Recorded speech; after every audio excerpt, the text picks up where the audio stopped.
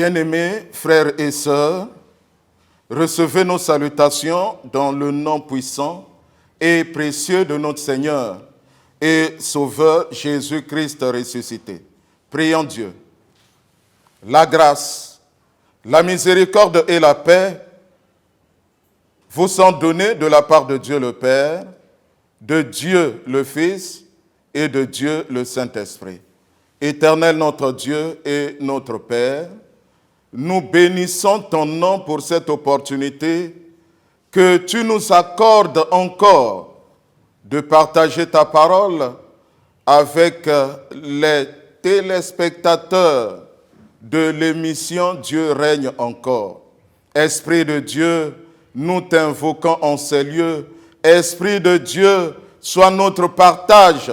Esprit de Dieu, accompagne-nous tout au long de cette intervention pour ta gloire, au nom de Jésus-Christ. Amen.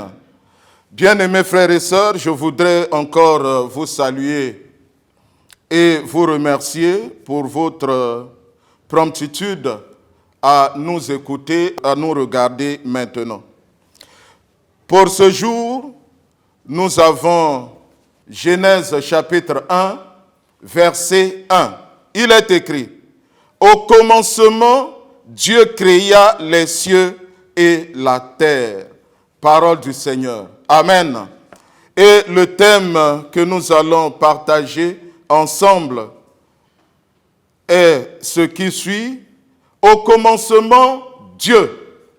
Au commencement, Dieu. Et ici, frères et sœurs, de quel commencement est-il question dans ce verset de Genèse 1:1? S'agit-il du commencement de Dieu?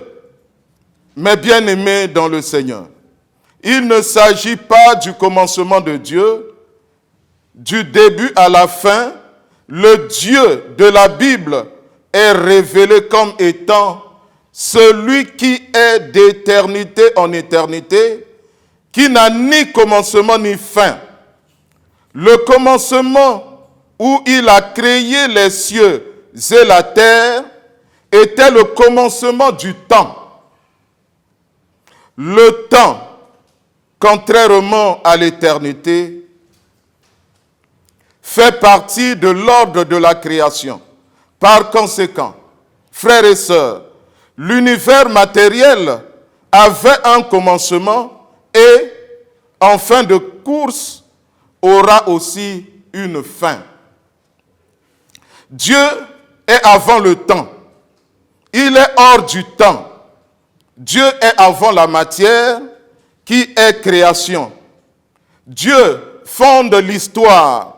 Celle-ci est irréversible.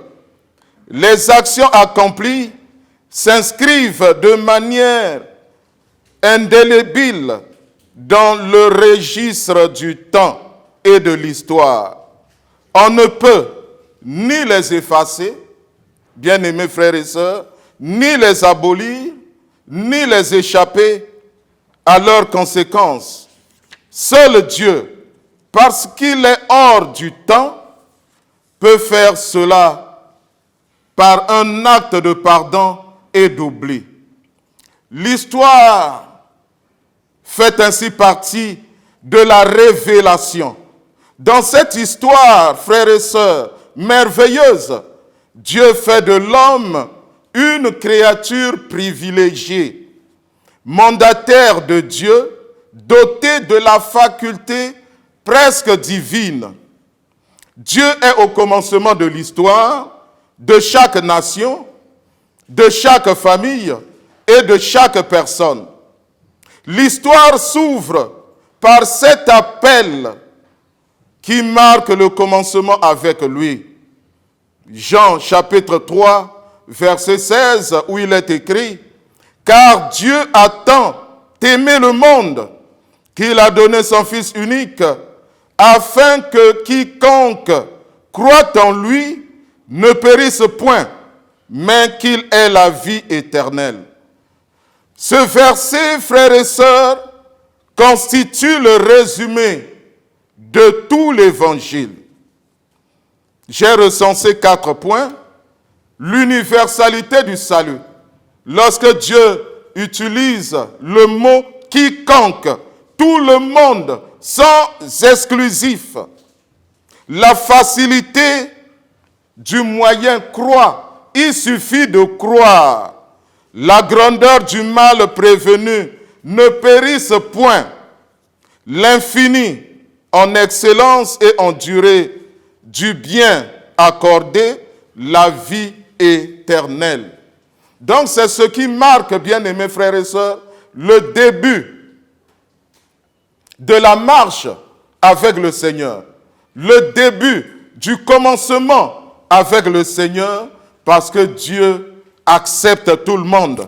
Mais ce qu'il faut savoir aussi, en Jean chapitre 15, verset 16, ici le Seigneur Jésus dit, « Ce n'est pas vous qui m'avez choisi, mais moi je vous ai choisi et je vous ai établi, afin que vous portiez du fruit et que votre fruit demeure, afin que ce que vous demanderez au Père, en mon nom, il vous le donne. » Donc, l'initiative de notre appartenance au Seigneur lui revient. Ce n'est pas un hasard, c'est le Dieu de l'histoire. Lorsque j'accepte le Seigneur, lorsque je veux marcher avec lui, c'est le début du commencement avec le Seigneur.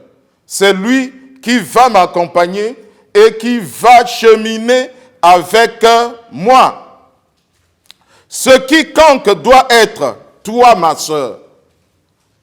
Quand Christ dit quiconque, tu dois être parmi ces personnes-là. Toi mon frère, tu dois entrer dans l'histoire du salut, où Dieu règne comme roi. Notre thème, au commencement, Dieu. Et on nous parle dans la suite de la création, de tout ce que Dieu a fait. Donc Dieu, frères et sœurs, doit être au commencement de notre vie. Lorsque le Seigneur a fait mouvement vers nous, lorsque nous avons accepté le Seigneur, on doit marcher avec lui. Au commencement, Dieu. Qui est au commencement de ta vie, mon frère, ma sœur? Dieu s'ouvre à toi maintenant pour un nouveau commencement. Et lorsque tu commences avec Dieu, la marche avec Dieu, c'est alors que le règne de Dieu va t'accompagner tout au long de ton pèlerinage ici sur terre. Un nouveau départ. Il est le seul Dieu qui peut transformer ta vie, capable de restaurer ta vie à tous égards, dans tous les domaines.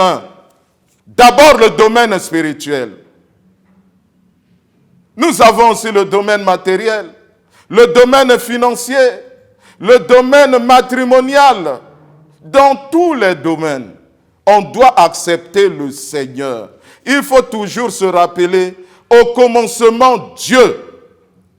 Et dans l'histoire du salut, notre commencement, c'est en la mort et la résurrection de Christ.